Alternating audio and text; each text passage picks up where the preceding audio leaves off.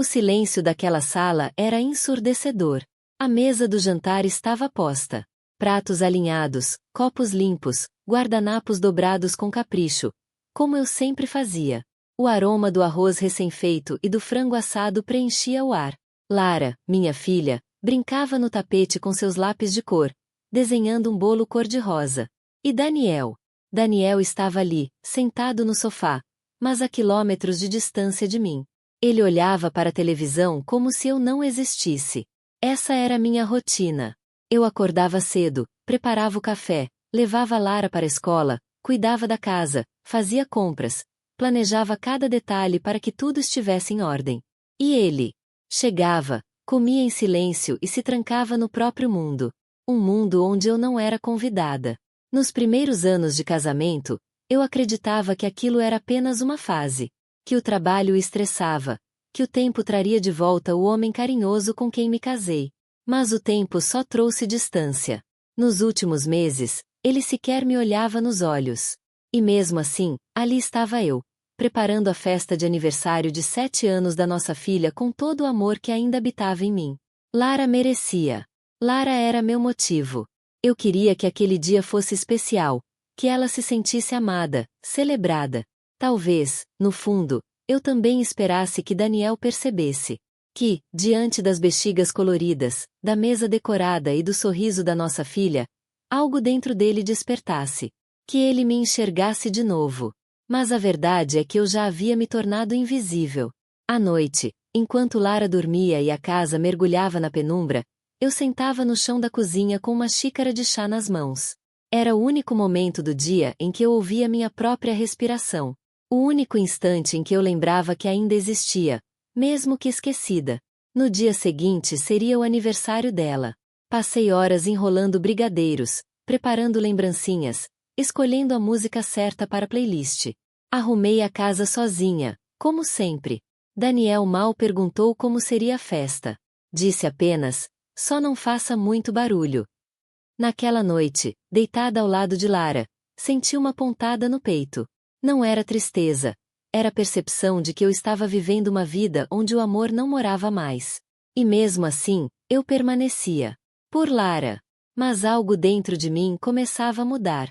Eu ainda não sabia. Mas aquele seria o último aniversário que eu prepararia sob aquele teto. O dia amanheceu com sol. Lara acordou animada, pulando na cama, perguntando quantas horas faltavam para a festa. Eu sorri, fingindo uma leveza que não sentia. Por dentro, eu estava exausta, da noite mal dormida, da rotina pesada e, principalmente, da solidão. Passei a manhã inteira entre bexigas, fitas coloridas e cheirinho de bolo de chocolate saindo do forno. Fiz tudo sozinha. Decorei a mesa com bichinhos de pelúcia, montei um painel com fotos da Lara desde bebê, e espalhei recadinhos carinhosos pela sala. Ela merecia cada detalhe. Amigos da escola começaram a chegar no meio da tarde. Crianças correndo, música infantil tocando baixinho, risos preenchendo os cômodos. Olhei em volta e, pela primeira vez em muito tempo, senti que minha casa tinha som de alegria. Mas Daniel ainda não havia aparecido. Chegou quase no fim da festa, com expressão fechada, sem sequer olhar nos meus olhos. Passou por mim como se eu fosse uma funcionária qualquer. Deu um beijo rápido na testa de Lara, tirou uma foto com ela e desapareceu no quarto. Os convidados notaram. Eu senti. Mas continuei sorrindo, pelo bem da minha filha. Depois que todos foram embora, limpei tudo sozinha. Recolhi os restos do bolo, guardei os presentes, lavei os pratos. Lara já dormia com o rosto sereno e as mãozinhas sujas de brigadeiro. Eu a beijei na testa e fui para o quarto, onde ele estava deitado, olhando o celular. Sentei na ponta da cama em silêncio. E então ele disse, sem emoção, sem olhar para mim, como se dissesse algo trivial: se você fosse embora, seria o melhor presente que poderia me dar.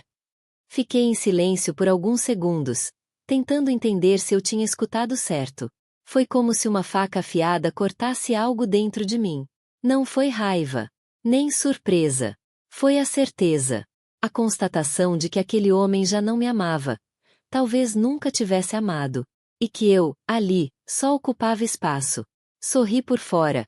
Aquele sorriso vazio de quem aprendeu a se calar. Assenti levemente com a cabeça e fui tomar banho.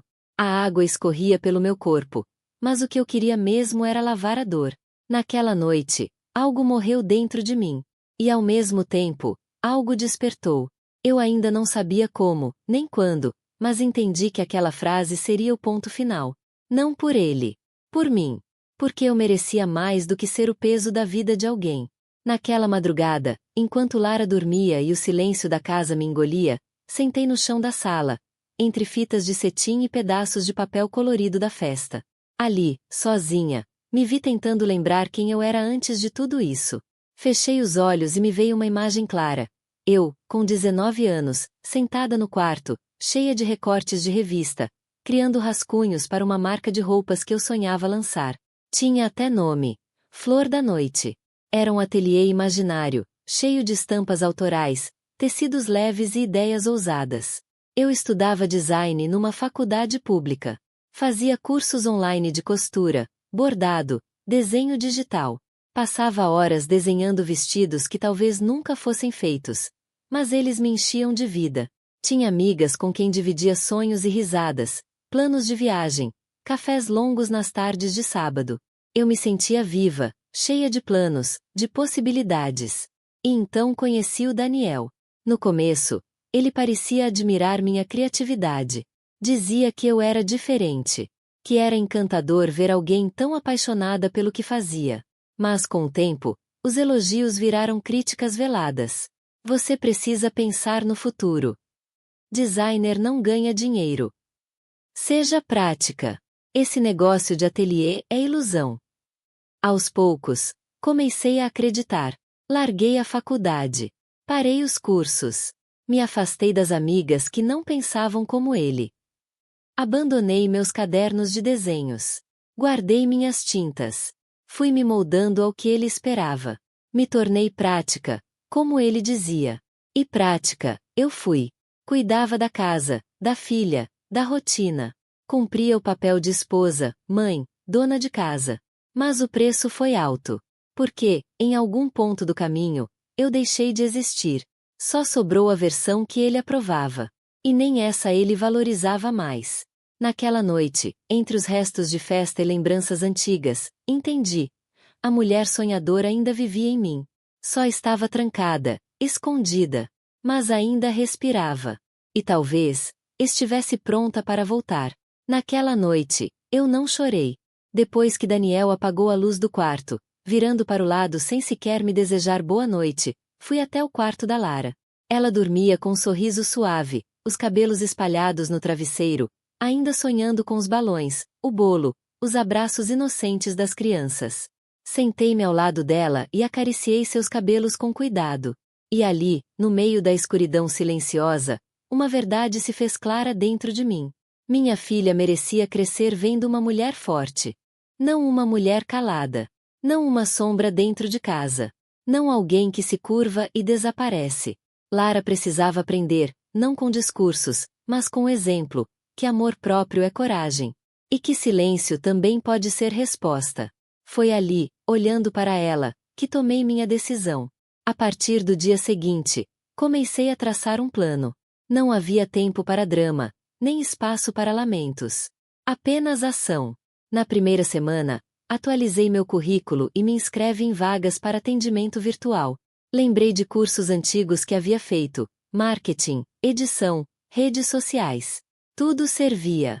2 semanas depois, fui contratada como assistente de conteúdo para uma pequena agência. O salário era modesto, mas era meu. E ninguém sabia. Passei a trabalhar escondida, quando Daniel estava no trabalho, ou nas madrugadas silenciosas, com os fones nos ouvidos e o coração acelerado. Com o primeiro pagamento, aluguei um pequeno apartamento no centro. 2 quartos, paredes descascadas, janelas antigas. Mas era claro, arejado. Um começo. Nos fins de semana, eu inventava idas ao mercado, mas na verdade visitava feiras de móveis usados. Comprei uma cama desmontável, um colchão simples, uma mesa manchada, 2 cadeiras tortas.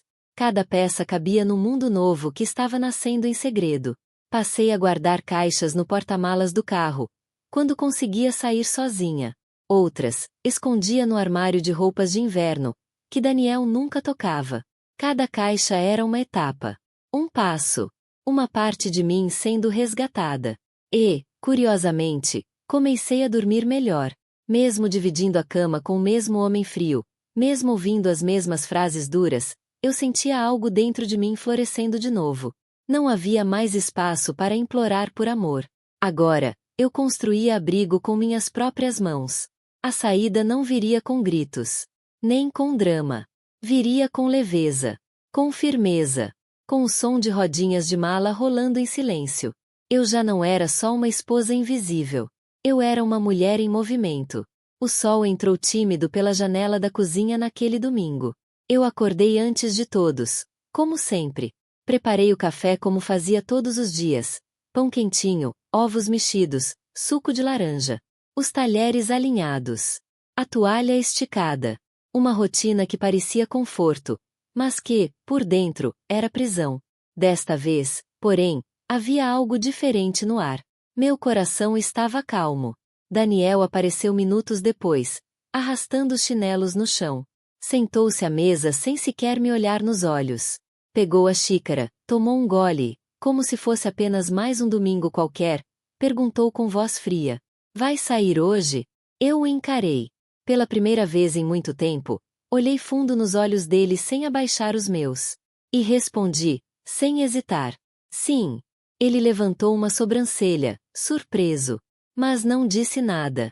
Voltou a encarar o café como se minha resposta não tivesse peso algum. Talvez ele achasse que era mais um passeio. Mais um almoço com amigas. Talvez ele não ligasse.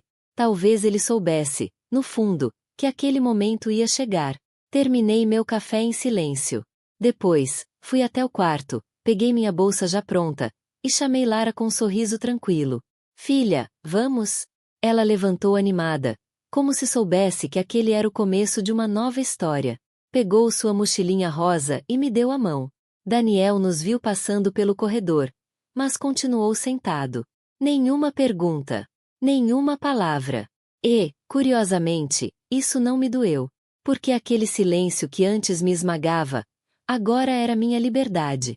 Na porta, olhei para trás por um segundo. Não para me despedir dele, mas da mulher que eu fui dentro daquela casa. E quando fechei a porta atrás de mim, senti algo leve dentro do peito. Eu não estava fugindo. Eu estava indo ao encontro de mim mesma. O apartamento era pequeno. Uma sala com cozinha conjugada, um quarto com paredes descascadas, e um banheiro que precisava de reparos. Mas para mim, era um castelo. Naquela primeira noite, dormimos num colchão no chão, abraçadas. Lara cochilou rápido, sussurrando. Mamãe, agora é só a gente, né? Sim, era só a gente. E pela primeira vez em muito tempo, isso me pareceu suficiente.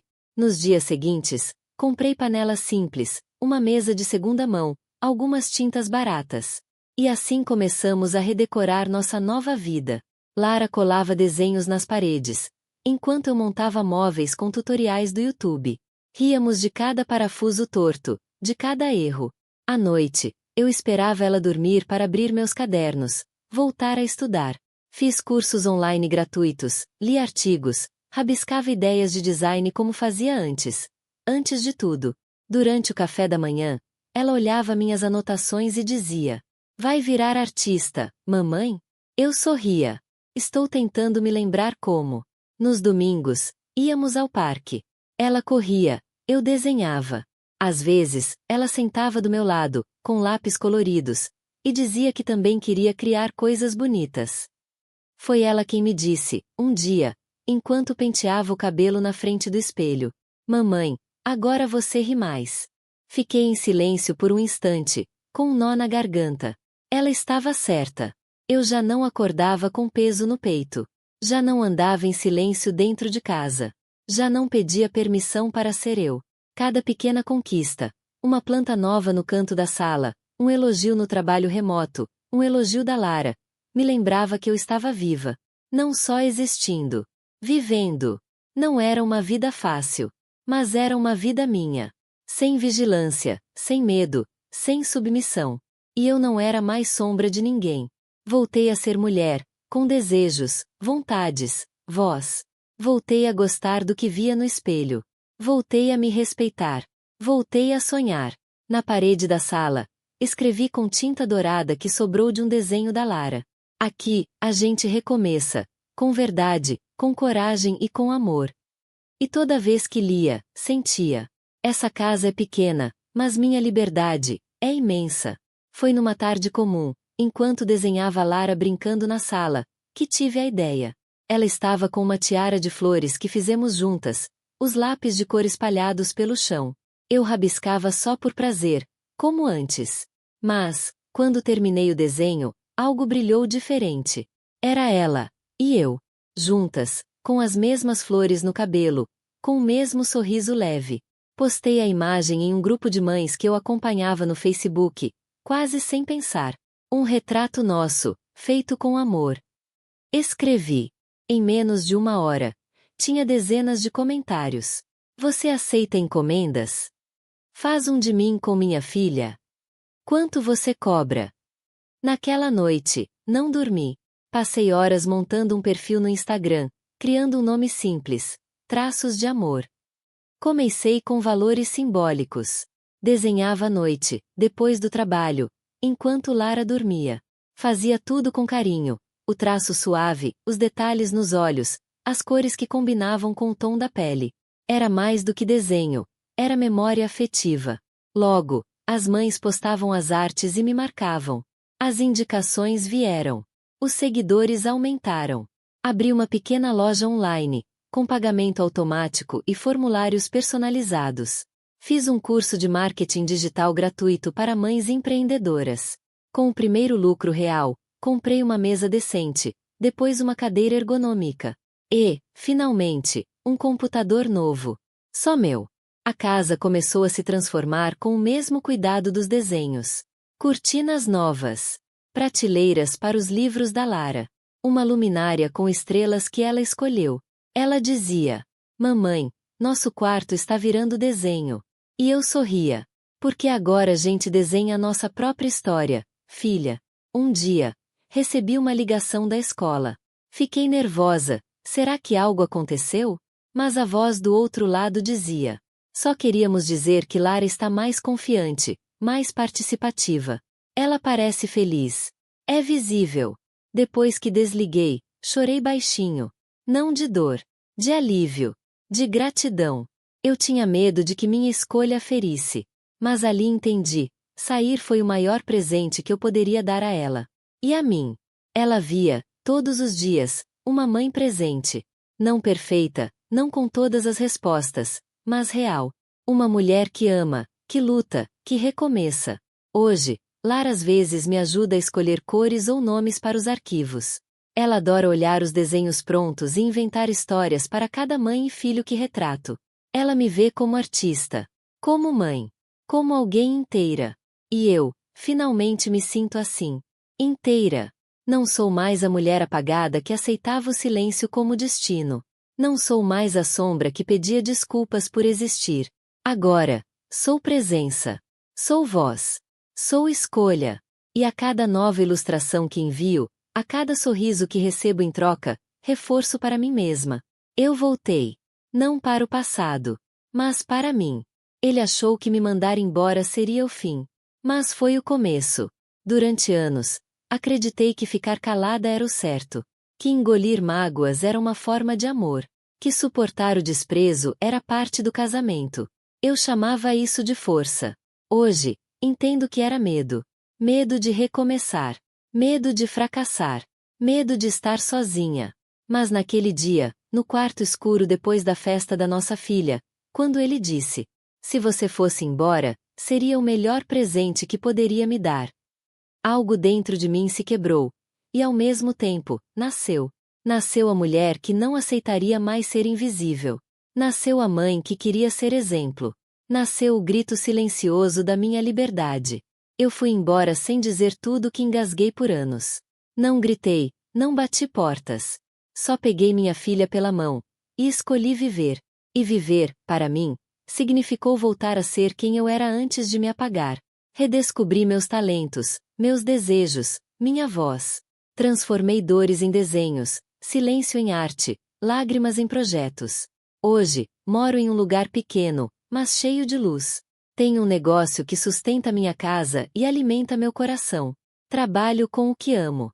Minha filha dorme tranquila e me acorda com beijos e desenhos coloridos. Ela me vê inteira. E eu, também me vejo. Pela primeira vez em anos, gosto do meu reflexo no espelho.